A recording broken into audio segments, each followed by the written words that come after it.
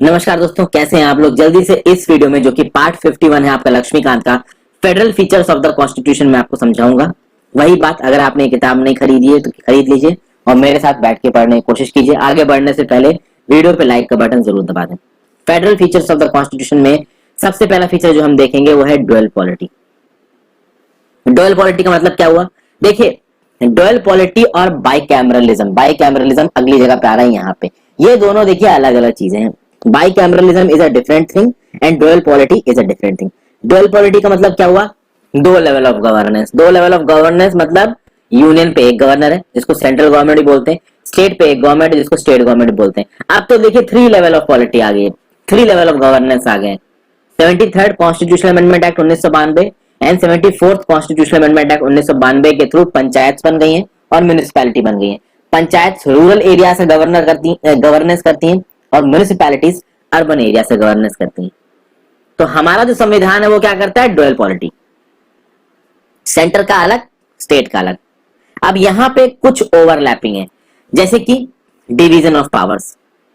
अगर आप बात करो यूनियन गवर्नमेंट, तो यूनियन गवर्नमेंट गवर्नेंस में क्या क्या करेगी, तो वो फील्ड जो कि पूरे देश के लिए बहुत ज्यादा इंपॉर्टेंस रखते हैं, जैसे देश की सिक्योरिटी, डिफेंस, मिलिट्री को बढ़ाना है, हमारी नेवी को स्ट्रॉन्ग करना है, आर्मी को स्ट्रॉन्ग करना है, एयरफोर्स को स्ट्रॉन्ग करना है, मिलिट्री हार्डवेयर खरीदना है, तो ये सब चीजों को कौन देखेगा, तो केंद्र की सरकार देखेगी। फॉरेन अफेयर्स, तो भाई चीन के साथ हमारे रिश्ते कैसे होने चाहिए, यूएई के साथ, दुनिया की जो दूसरी कंट्रीज है, अफ्रीका की कंट्रीज, इनके साथ हमारे रिश्ते कैसे होने चाहिए। फॉरेन अफेयर्स की पॉलिसी को डिसाइड करने की ताकत किसके पास है, सेंट्रल गवर्नमेंट के पास है। करेंसी को डिसाइड करने की ताकत किसके पास है, सेंट्रल गवर्नमेंट के पास है। आरबीआई किसके कंट्रोल के अंदर काम करता है, सेंट्रल गवर्नमेंट कंट्रोल के अंदर काम करता है। हालांकि आरबीआई कुछ हद तक ऑटोनॉमस है, बट ओवरऑल आप देखोगे तो सेंट्रल गवर्नमेंट का कंट्रोल रहता है आरबीआई पे। फिर कम्युनिकेशन, तो कम्युनिकेशन में आपने सुना होगा दोस्तों, जो स्पेक्ट्रम का एलोकेशन होता है, जिसको जो टेलीकॉम कंपनीज है वो खरीदती हैं, वो यूनियन गवर्नमेंट करती है। वहीं पे स्टेट गवर्नमेंट, जो भाई लोकल इंपॉर्टेंस की चीजें जो कि स्टेट लेवल पे ज्यादा इंपॉर्टेंट है, जैसे कि public order, law and order, तो पुलिस आप नॉर्मल कर देखोगे कि स्टेट गवर्नमेंट के अंडर होती है। कुछ एक्सेप्शंस भी है, जैसे कि दिल्ली की पुलिस सेंट्रल गवर्नमेंट के अंडर में। फिर स्टेट के पास एग्रीकल्चर होता है, हेल्थ सेक्टर में रिलेटेड चीजें स्टेट करता है, लोकल गवर्नमेंट से रिलेटेड चीजों की ताकत स्टेट के पास होती है। और वहीं पे यहाँ पे आ जाता है आपका डिवीजन ऑफ पावर्स। देखिए साफ साफ हमारे संविधान में बता रखा है कि कौन सी चीज के ऊपर सेंट्रल गवर्नमेंट नियम कानून बना सकती है और कौन सी चीज के ऊपर स्टेट गवर्नमेंट नियम कानून बना सकती है और कौन सी चीजों के ऊपर दोनों नियम कानून बना सकते हैं। तो अगर आप बात करो 7th schedule of the constitution की, इसके अंदर तीन लिस्ट है, एक है आपकी यूनियन लिस्ट, एक है आपकी स्टेट लिस्ट, एक है आपकी कॉन्करेंट लिस्ट। यूनियन लिस्ट के अंदर 98 सब्जेक्ट हैं, जो कि पहले जब ओरिजिनली बनी थी तो 97 थे। स्टेट लिस्ट के अंदर 59 सब्जेक्ट्स हैं, पहले जब बनी थी तो 66 थे। और कॉन्करेंट लिस्ट के अंदर 52 सब्जेक्ट्स हैं, जब पहले लिस्ट बनी थी तो 47 सब्जेक्ट्स थे। मतलब ये वो जगहें हैं, ये वो डोमेन्स हैं, 98 डोमेन्स में केवल केंद्र की सरकार नियम कानून बना सकती है। 59 डोट्स में ये डोमेन्स में केवल राज्य की सरकार नियम कानून बना सकती है। 52 डोमेन्स में आपकी राज्य की सरकार और केंद्र की सरकार दोनों नियम कानून बना सकती है। मान लीजिए कोई एक ऐसा सब्जेक्ट है जो किसी भी लिस्ट में नहीं आता, जिसको आप बोलोगे रेजिडुअरी सब्जेक्ट। ये रेजिडुअरी सब्जेक्ट डिफॉल्ट में किसके पास चले जाएगा, केंद्र सरकार के पास। अगर आप यूएसए में जाते हो तो यूएसए में जो रेजिडुअरी सब्जेक्ट्स हैं, और गवर्नमेंट ऑफ इंडिया 1935 में जाओ तो यूएसए के जो रेजिडुअरी सब्जेक्ट्स हैं उसकी ताकत स्टेट्स के पास है। गवर्नमेंट ऑफ इंडिया 1935 में जो रेजिडुअरी ताकत थी वो गवर्नर जनरल के पास है। अभी के लिए जो हमारा संविधान है वहां पे रेजिडुअरी ताकत यूनियन के पास है। जैसे फॉर एग्जांपल डिजास्टर मैनेजमेंट शुरुआत में किसी भी के भी अंदर नहीं था, लेकिन जब एकदम से डिजास्टर मैनेजमेंट एक ऐसा नियम कानून बन के हमारे सामने आया जिससे डील करने की जरूरत थी, तो वो ऑटोमेटिकली किसके पास जाएगा, यूनियन के पास। तो ऐसी कोई भी चीज अगर निकल के आती है हमारे सामने किसी भी कंडीशन की वजह से, जो कि प्रेजेंट लॉ में ना यूनियन लिस्ट में, ना स्टेट लिस्ट में, ना कॉन्करेंट लिस्ट में, तो वो ऑटोमेटिकली कहां चली जाएगी, सेंटर के पास चली जाएगी। वो अलग बात है कि बाद में सेंटर बोल दे कि हाँ भाई स्टेट्स भी इस पे नियम कानून बना सकती है, that is a different thing, but default में वो जाएगी कहां, सेंटर के पास। फिर जो हमारा संविधान है वो रिटन है। रिटन का मतलब क्या हो गया कि भैया हमारे संविधान के जितने भी आर्टिकल्स हैं, प्रोविजंस हैं, क्लॉजेस हैं, सब एक किताब के अंदर लिख रखे हैं। ये एक रिटन डॉक्यूमेंट है और दुनिया का लेंथीएस्ट डॉक्यूमेंट है, दुनिया का सबसे बड़ा कॉन्स्टिट्यूशन है। किसी भी और कंट्री का कॉन्स्टिट्यूशन इससे बड़ा नहीं है। लेकिन आप देखोगे दोस्तों यूएसए के एक स्टेट का कॉन्स्टिट्यूशन इंडिया के कॉन्स्टिट्यूशन से बड़ा है। बताइए वो कौन सा स्टेट है यूएसए का जिसका कॉन्स्टिट्यूशन इंडिया के कॉन्स्टिट्यूशन का बड़ा है, नीचे कमेंट सेक्शन में। लेकिन दुनिया भर के कॉन्स्टिट्यूशन में देखोगे तो लेंथीएस्ट कॉन्स्टिट्यूशन है हमारा संविधान। अब हमारे संविधान में कितने आर्टिकल्स हैं, कितने पार्ट्स में डिवाइडेड हैं, कितने शेड्यूल्स हैं, इनको मैं पहले आपको ऑलरेडी डिस्कस कर चुका हूँ। शुरुआत से मेरी लक्ष्मीकांत की वीडियोस देखिए। हमारा जो संविधान है वो बहुत डिटेल में बताता है कि भाई सेंटर की क्या ताकतें हैं, स्टेट गवर्नमेंट की क्या क्या ताकतें हैं, सेंट्रल गवर्नमेंट का ऑर्गेनाइजेशन, स्टेट गवर्नमेंट का ऑर्गेनाइजेशन कैसे होगा और उनके फंक्शंस क्या क्या होंगे, किन टाइम लिमिट्स में इनको ऑपरेट करना है, प्रेसिडेंट का क्या काम है, गवर्नर का क्या काम है। तो जब इन सब चीजों के बारे में एक डिटेल्ड डॉक्यूमेंट है जहां पे सेंटर के बारे में भी और जहां पे स्टेट्स के भी बारे में सब कुछ डिटेल में लिख रखा है, तो अब अगर सब कुछ डिटेल में लिख रखा है तो किसी भी तरीके के डिसएग्रीमेंट की कोई गुंजाइश बचती नहीं है। फिर आगे आते हैं सुप्रीमेसी ऑफ द कॉन्स्टिट्यूशन। भैया देखिए, कॉन्स्टिट्यूशन इज द सुप्रीम और the highest law of the land. इससे बड़ा कोई नियम कानून नहीं है इंडिया में। Law of the land, land क्या है यहाँ पे, इंडिया। तो आप देखोगे चाहे सेंट्रल गवर्नमेंट कोई नियम कानून बनाए, अब चाहे हमारी जो केंद्र की सरकार है कैबिनेट कोई एग्जीक्यूटिव ऑर्डर इशू करे, या फिर हमारी पार्लियामेंट कोई नियम कानून बनाए, कॉन्स्टिट्यूशनल अमेंडमेंट बिल लेके आए, या स्टेट लेजिस्लेचर कोई नियम कानून बनाए, तो ये नियम कानून कॉन्स्टिट्यूशन के प्रावधानों के हिसाब से होने चाहिए। कॉन्स्टिट्यूशन के प्रावधान अगर वॉलेट होते हैं तो जुडिशरी इंटरफेयर कर सकती है। तो अगर कॉन्स्टिट्यूशन की मूल सद्भावना जो बेसिक स्ट्रक्चर है वो वायलेट हो रही है तो उस नियम कानून को, चाहे वो एग्जीक्यूटिव हो, चाहे लेजिस्लेटिव हो, चाहे वो कुछ भी हो, उसको इनवैलिड दिया जा सकता है सुप्रीम कोर्ट के द्वारा या हाई कोर्ट के द्वारा under their power of judicial review. Judicial review की बात मैं काफी बार कर चुका हूं। आर्टिकल 32 में मैंने writ jurisdiction of the supreme court के बारे में बात की थी। आगे आर्टिकल 226 में मैं writ jurisdiction of the high court के बारे में बात करूंगा। कुछ हद तक मैं ये आपको बता भी चुका हूं।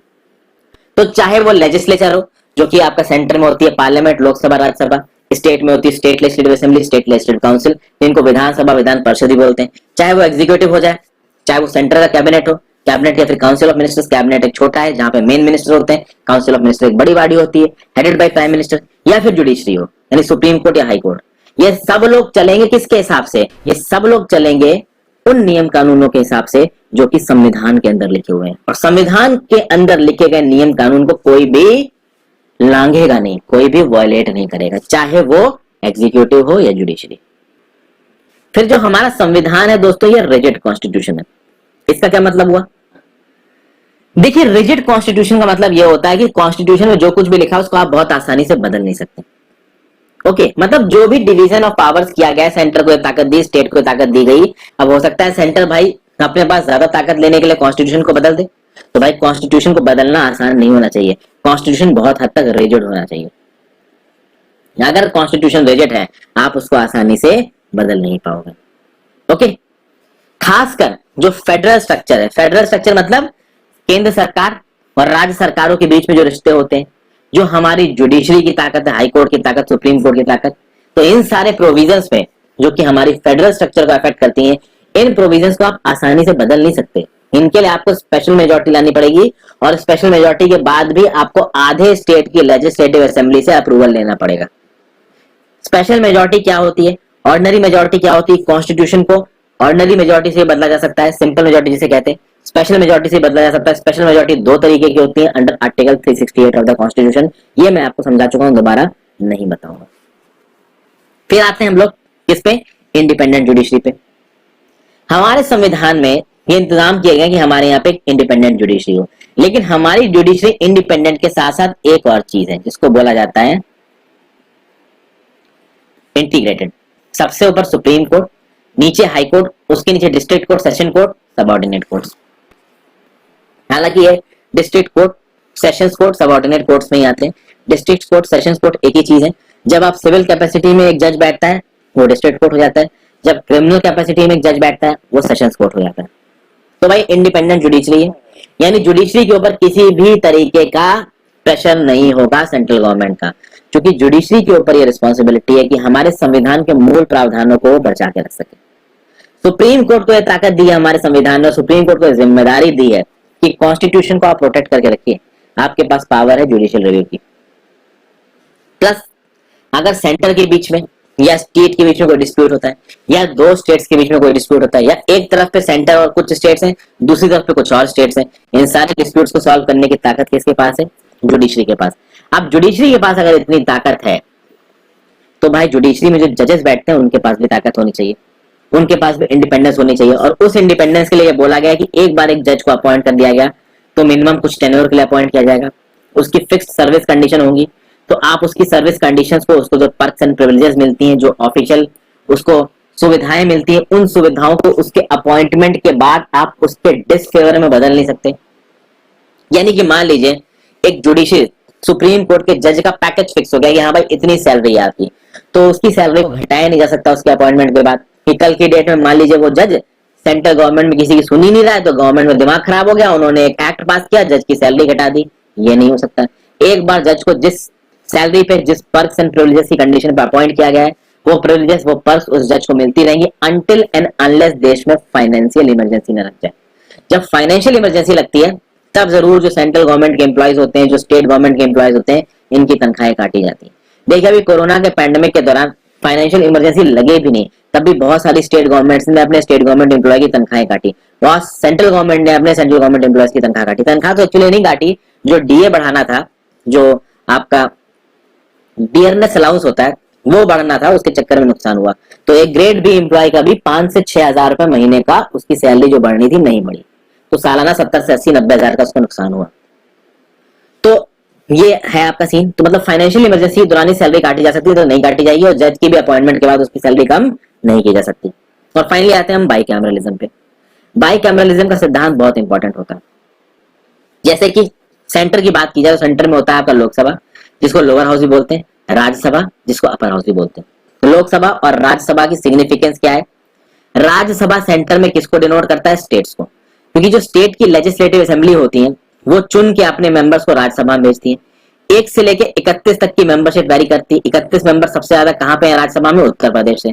तो उत्तर प्रदेश के जो लेजिस्लेटिव असेंबली है, आप बताइए उत्तर प्रदेश की लेजिस्लेटिव असेंबली में कितने मेंबर्स हैं? 400 के अराउंड है। आप नीचे कमेंट सेक्शन में बताओ कितने हैं एग्जैक्ट।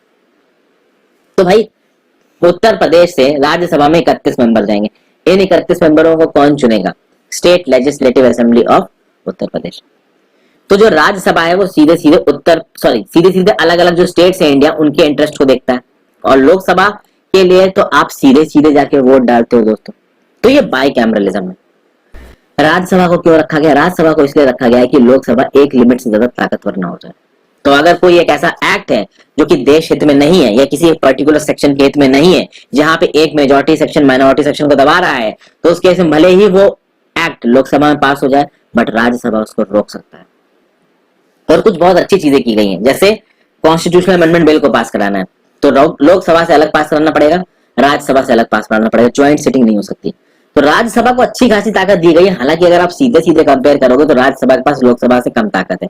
जैसे अगर आप बजट की बात कर लो, एनुअल फाइनेंशियल स्टेटमेंट की बात करो, तो राज्यसभा के पास लिटरली कोई ताकत ही नहीं है उसमें। बट फिर भी भले ही राज्यसभा के पास कम ताकत है, राज्यसभा लोकसभा की डिक्टेटोरियल टेंडेंसीज को, लोकसभा की डिस्क्रिशनरी टेंडेंसीज को बहुत हद तक चेक कर सकता है, बहुत हद तक रोक सकता है, और स्टेट्स के इंटरेस्ट को सेफगार्ड कर सकता है when it comes to Lok Sabha. कौन इंटरेस्ट को सेफगार्ड कर रहा है स्टेट के? राज्यसभा कर रहा है। तो ये था दोस्तों आपके फीचर्स ऑफ द फेडरल ये स्कीम ऑफ द कॉन्स्टिट्यूशन। इसके आगे ये खासकर ये बात है दोस्तों कि हमारा इंडिया का जो संविधान है उसमें कौन कौन से फेडरल फीचर्स है, यूनिटरी फीचर्स कौन कौन से, उसके बारे में हम लोग अगली वीडियो में बात करेंगे। आई होप आपको इस वीडियो से कुछ सीखने को मिला होगा। Thank you for watching this video friends. हो सके तो इन वीडियोस को अपने ज्यादा से ज्यादा दोस्तों के साथ शेयर करें। जितने ज्यादा दोस्तों के साथ आप इन वीडियोस को शेयर करोगे दोस्तों, उतना ही ज्यादा मुझे थोड़ा सा फायदा होगा, थोड़े और व्यूज मिलेंगे। अब मैं व्यूज के लिए तो देखिए बोलूंगा ही, मेन जो मेरा मकसद है वो ये है कि जो कुछ भी मैं बना रहा हूँ उसको ज्यादा से ज्यादा लोग देखें, क्योंकि मैं भी ह्यूमन बीइंग हूँ।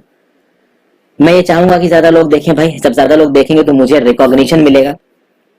सही बात बताता हूँ, जो ये YouTube के व्यूज आते हैं इनसे ज्यादा पैसे नहीं मिलते हैं, ये बात तो तय है। लेकिन हाँ, एक बार अगर एक इंसान को रिकॉग्निशन मिलता है तो उससे भी बहुत एक बड़ा ड्राइविंग फोर्स मिलता है। इसलिए मैं बार बार हर वीडियो में कहता हूँ भाई लाइक करिए, शेयर करिए। कहना अच्छा तो नहीं लगता, बट कहना पड़ता है, क्योंकि नेचुरल ह्यूमन टेंडेंसी को देखा जाए तो अगर मैं आपसे नहीं बोलूंगा ना तो शायद आप एक बार को भूल जाओ करना, इसलिए मैं रिमाइंड कराता हूँ। तो thank you for watching, have a great day. Corona से बच